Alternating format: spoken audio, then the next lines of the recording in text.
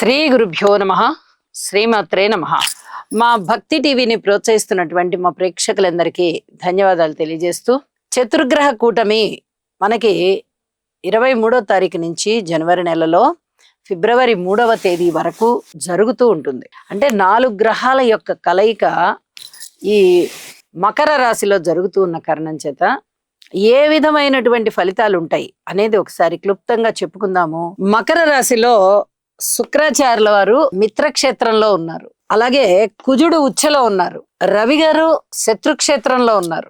రవి గారి యొక్క స్థితి సంచారము సింహరాశికి అధిపతి అవుతూ ఉండగా ఈ మకర రాశిలో కొంచెం మంచి ఫలితాలే ఉంటాయి, కానీ శత్రుక్షేత్రం. అలాగే బుధుడి యొక్క సంచారం వచ్చేసి మిత్రక్షేత్రం అవుతుంది. ఈ చతుర్గ్రహ కూటమిలో రవి కుజుల యొక్క కలయికతో శుక్ర బుధుల యొక్క కలయిక జరుగుతుంది. అంటే 2 గ్రహాలు శత్రువర్గం ఉండగా 2 గ్రహాలు మిత్రవర్గం అవుతూ ఉన్నాయి. శుభాశుభ పరిణామాలు ఉంటాయా లేదా ఏమన్నా విపరీతమైన ఫలితాలు ఉంటాయా ఒకసారి పరిశీలన చేసినట్టయితే ఇక్కడ చూడండి, శుక్రాచార్యుల వారు కుజుడితో కలిసినప్పుడు కొంచెం విపరీతమైన కోరికలే ఉంటాయి. వివాహేతర సంబంధాలకి ఎక్కువగా వారి యొక్క దృష్టి ఉంటూ ఉంటుంది. ప్రేమ వ్యవహారాలకి ఎక్కువగా ఉంటుంది.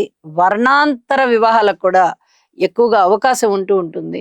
అంబిషన్స్ కూడా చాలా ఎక్కువగా ఉంటాయి. ఏది చూస్తే ఇది మనం సాధించాలి, ఇది మనం సాధించాలి అనేది కూడా ఉంటుంది. అంటే వాళ్ళ ఆలోచనలు ఎప్పుడు కూడా ఏదో ఒకటి సాధిద్దాము, ఇది మనకి కావాలి అనేటటువంటి కోరిక ఉంటుంది. ఆ కోరిక ఒక్కొక్కసారి చాలా తీవ్రతరం అవుతుంది కూడా. ఇక శుక్రాచార్యుల వారితో రవి కలిసినప్పుడు అస్తంగత్వం అవుతూ ఉన్నారు. శుక్రాచార్యుల వారి యొక్క పవర్ ఉండబోవడం లేదు. అంటే శుక్రకారకత్వాలన్నీ దెబ్బతింటున్నాయి కదా, అన్ని రకాలుగాను అస్తంగత్వమే రవితో కలిశారంటే. అలాగే బుధుడితో కలిసేటప్పుడు అతి సున్నితమైన ప్రవర్తన ఉంటుంది. ఆ శుక్ర బుధుల కలయిక ఎక్కడా కూడా ఉద్రేక స్వభావాలు కానీ, ఉద్రేకంగా ఆలోచించడం కానీ, ఏదో ఆవేశంగా మేము ఇది చేసేయాలనేది కానీ అది చెయ్యనివ్వరు. ఒక శుక్రాచార్యుల వారితో 3 గ్రహాల కలయిక ఇలా ఉంటూ ఉండగా ఇక కుజుని యొక్క స్థితి ఎలా ఉంటుంది? ఇక్కడ రవితో కలిశారు. చాలా ఫోర్సబుల్ మెంటాలిటీ, విపరీతమైన ఉద్రేకం ఉండడానికి అవకాశం ఉంది. ఎవరు ఏది చెప్పినా నేనేం వినక్కర్లేదు, నాకు చెప్పేవాళ్ళు ఎవరు లేరు, నేను వినేవాళ్ళు ఎవరు అంతకన్నా లేరు, నేనే రాజు నేనే మంత్రి, నా ఆలోచనలు నేనే ఆలోచించుకుంటా, నా ఆచరణ నేనే పెట్టుకుంటా అనేలాంటి ప్రవర్తన. అలాగే కుజునితో బుధుడు కలిశారంటే ఇక్కడ ఒక ఈ ఎలక్ట్రానిక్స్ వస్తువుల వినియోగానికి సంబంధించి ఆ ఇంటెలిజెన్స్ ఉపయోగించడము, కొత్త వస్తువులు కనుక్కోవాలి అనుకోవడము, నాలెడ్జ్ బాగా ఇంప్రూవ్ చేసుకోవాలనుకోవడము, ఇలాంటివన్నీ కూడా చాలా బాగా ఉంటాయి. చూడండి, ఏ గ్రహము కలిసినా కూడా ఒక ఫోర్సబుల్ మెంటాలిటీ, ఒక ఎక్కువగా యాంబిషన్స్, అలాగే వివాహేతర సంబంధాలు, ఒక ఇంటెలిజెన్స్, ఒక ఉద్రేక స్వభావం, ఇలాంటివన్నీ పరస్పరంగా కలిసి ఒక రాశిలోనే ఏర్పడుతున్నాయి. ఇవి ఏ రాశుల వారికి బాగుంటాయి, ఏ రాశుల వారికి విపరీతమైనటువంటి ఫలితాలకు దారితీస్తాయి అనేది ఇప్పుడు మనం తెలియచెప్పుకుందాం. ముఖ్యంగా దేని గురించి అంటే కుజ శుక్రుల గురించి, ఈ 2 గ్రహాల గురించి. ఈ కుజ శుక్రుల కలయిక మేషరాశి వారికి ఏ విధంగా ఉంటుంది అంటే, ఇది 10వ స్థానంలో ఏర్పడుతుంది. రాశ్యాధిపతి ద్వితీయాధిపతి అవుతూ 10వ స్థానంలో. కోరికలకి అంతు ఉండదు. ఇల్లీగల్ కాంటాక్ట్స్ ఉన్నవారు చాలా చాలా జాగ్రత్తగా ఉండాలి. అనుకోని విధంగా వచ్చే అభాండాలు ఉంటాయి. పూర్వం ఎప్పుడైనా మీకు ఎవరైనా స్నేహితులు లేదా స్నేహితుడు తారసపడి ఉన్నట్టయితే, అప్పుడు ఏదో కొంతకాలం స్నేహంగా ఉన్నట్టయితే, ఇప్పుడు మళ్ళీ అలాంటివన్నీ ఇబ్బందులు కలగడానికి అవకాశం ఉంది. ముఖ్యంగా ప్రేమ వ్యవహారాలు చాలా జాగ్రత్తగా ఉండాలి. ఇది చాలా చెప్పదగినటువంటి సూచన. వృషభ రాశి వారికి చూసుకుంటే ఈ 9వ స్థానంలో కుజ శుక్రుల యొక్క కలయిక జరుగుతూ ద్వితీయ వివాహం చేసుకున్న వారికి, ఎవరికైతే ద్వితీయ వివాహం అయ్యి ఉంటుందో అలాంటి వారికి చిన్నపాటి ఇబ్బందులు ఉంటాయి. అంత పూర్తిగా కలిసినట్టుగా ఉండలేరు.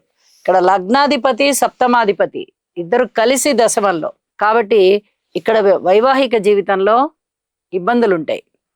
కాబట్టి జాగ్రత్తగా ఉండండి. ప్రేమ వ్యవహారాల విషయంలో కూడా అతి జాగ్రత్తలు ప్రధానం. ఇవన్నీ కూడా చెప్పదగినటువంటి సూచనలే. ఇల్లీగల్ కాంటాక్ట్స్ కి మనసు ఆకర్షితమవుతుంది, నియంత్రించుకోవాలి. ఇది చెప్పదగినటువంటి సూచన. ఇక మిథున రాశి వారికి ఏ విధంగా ఉంటుంది? మిథున రాశి వారికి అష్టమ స్థానంలో ఈ కుజ శుక్ర కలయిక ఉంది.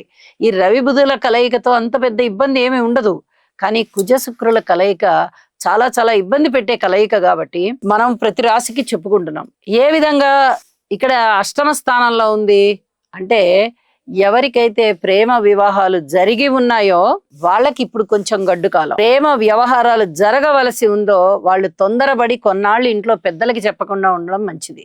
ఇప్పుడు చెప్పారంటే ఇప్పటి నుంచి గొడవలు అవుతాయి. ఇప్పుడు గొడవలు అయ్యేవి మీకు ఎక్కడ ఫేవర్ గా రావు.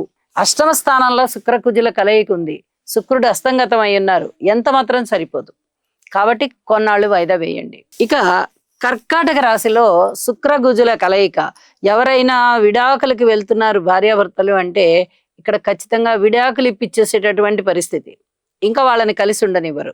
సప్తమ స్థానంలోనే కదా ఏర్పడింది, కాబట్టి ఇంకా వాళ్ళకి రామ్ రామ్ అన్నమాట. మనకి ఎవరైతే మనకి విడాకులు తీసుకుందామని కోర్టుకు ఎక్కున్నారో ఇంకా ఎక్కువ కాలం పట్టదు వీళ్ళకి విడాకులు రావడానికి. వీళ్ళ మధ్య పూర్తిగా అనుకూలత దెబ్బతింది. సింహరాశి.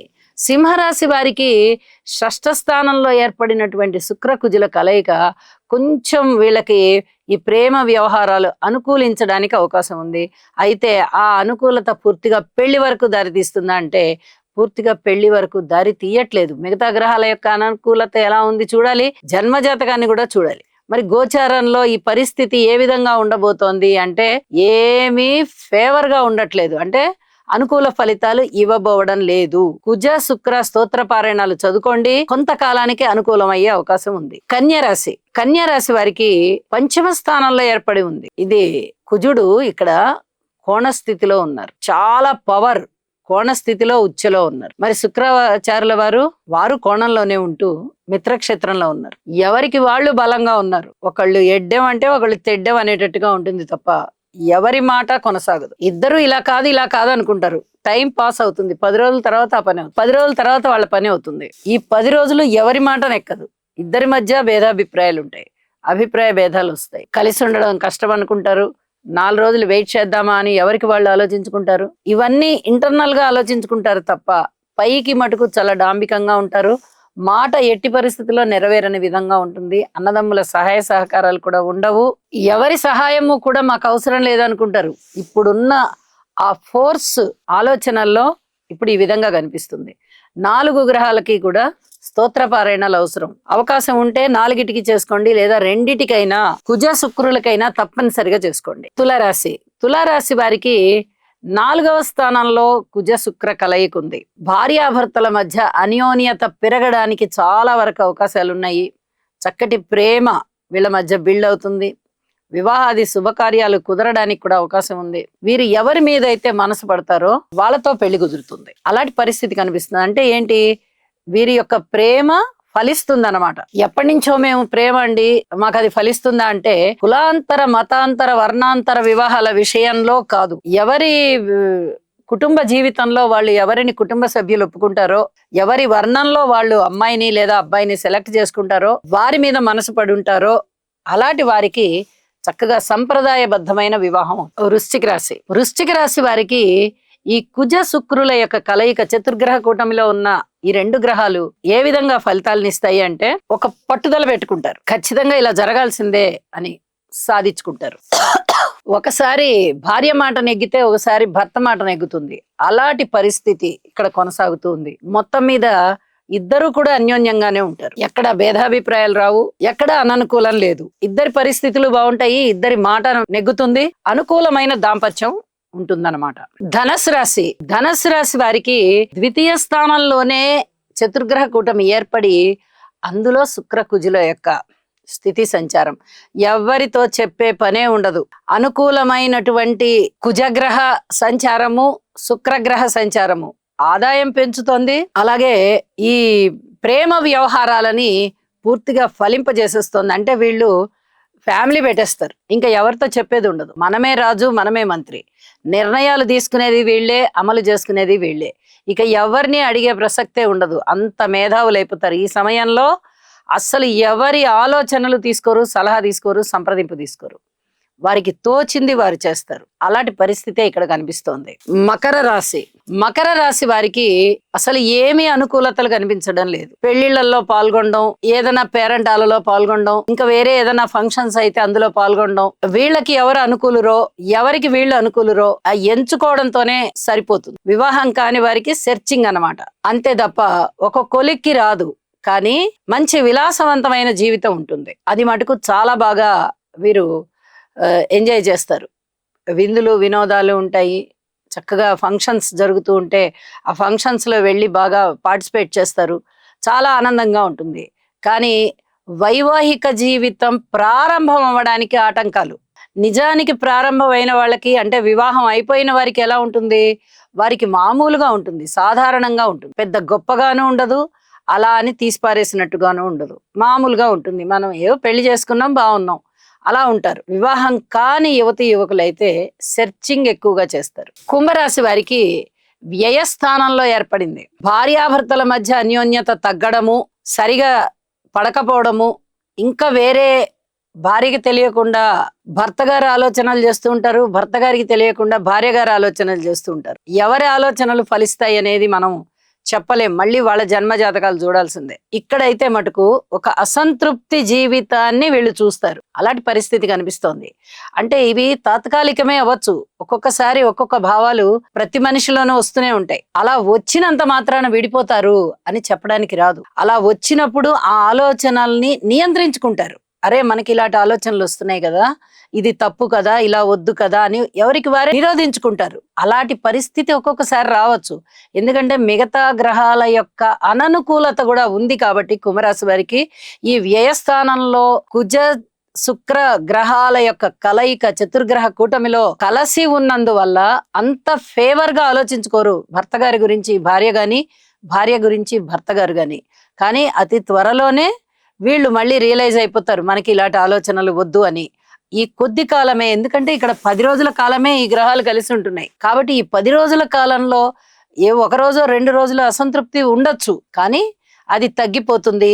ఈ 4 గ్రహాలకి వీలైతే స్తోత్ర పారాయణాలు చేసుకోండి, లేదా అంటే కుజ శుక్రులకి స్తోత్ర పారాయణాలు చేసుకోండి. మీనరాశి వారికి ఇక్కడ లాభస్థానంలో కలుగుతోంది పంచగ్రహ కూటమి. అందులోనూ ఈ కుజ శుక్ర 2 గ్రహాలు కూడా ఏ విధంగా ఫలితాలను ఇస్తున్నాయి అంటే అనుకూల ఫలితాలకు వెళ్ళిపోతాయి. అన్నదమ్ములతో సహాయ సహకారాలు ఉంటాయి. ఏదే బయట వాళ్ళతో ఎవరితోటైనా ఇల్లీగల్ కాంటాక్ట్స్ ఉన్నట్లయితే ఇప్పుడు బయటపడదామా వద్దా, మనం వివాహం ఎప్పుడు చేసుకుందామా అనే ఆలోచనల్లో ఉంటారు. ఇంట్లో వాళ్ళని చిన్నగా లేదా పెద్దవాళ్ళని ఒప్పించుకోవడానికి ప్రయత్నం చేస్తారు. 3 వంతులు సక్సెస్ అవుతారు. అది ఇంకా వాళ్ళ జన్మజాతకాన్ని కూడా మనం ఒకసారి పరిశీలించవలసి ఉంటుంది. 3 వంతుల భాగం ఈ వీళ్ళకి పెళ్లిళ్ళు కుదురుతాయి. వర్ణాంతర వివాహాలే. మామూలుగా సాధారణంగా ఎవరి కులంలో వాళ్ళకి సంప్రదాయబద్ధమైన వివాహం అంటే ఇక దాని గురించి మనం ప్రత్యేకంగా చెప్పుకోనవసరం లేదు, అది ప్రతి వాళ్ళకే అవుతుంది. ఏదైనా సంప్రదాయానికి భిన్నంగా ఉన్నవే మనం చెప్పుకుంటున్నాం ఇక్కడ. అలా భిన్నంగా ఉండేటప్పుడు ఏమవుతుంది అంటే ఆ భిన్నము కూడా ఇక్కడ ఫలించేటటువంటి పరిస్థితి కనిపిస్తుంది. వివాహం అవుతుంది. అలాగే సంప్రదాయానికి భిన్నంగా ఒకవేళ ఎవరైనా వర్ణాంతర వివాహాలు కులాంతర వివాహాల జోలికి వెళ్ళినట్టయితే అవి కూడా అయిపోయేటటువంటి పరిస్థితి ఉంది. పెద్దవాళ్ళని ఒప్పించుకొని చేసుకోండి, తర్వాత దుఃఖం అనేది లేకుండా ఉంటుంది అని చెప్పి తెలియజేస్తున్నాను. ఇక మొత్తం మీద చూసినట్లయితే ఈ కుజ శుక్రుల కలయిక ఈ వర్ణాంతర వివాహాలకి ఇల్లీగల్ కాంటాక్ట్స్ కి బాగా పెట్టింది పేరు కాబట్టి ప్రతి రాశి వారి మీద ఏదో ఒక విధమైన ప్రభావం చూపిస్తుంది.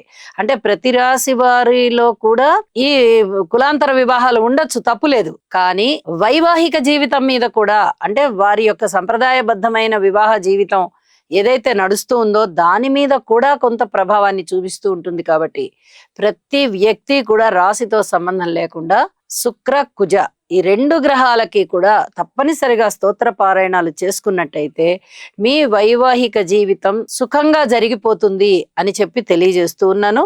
శుభం. సర్వే జనా సుఖినో భవంతు.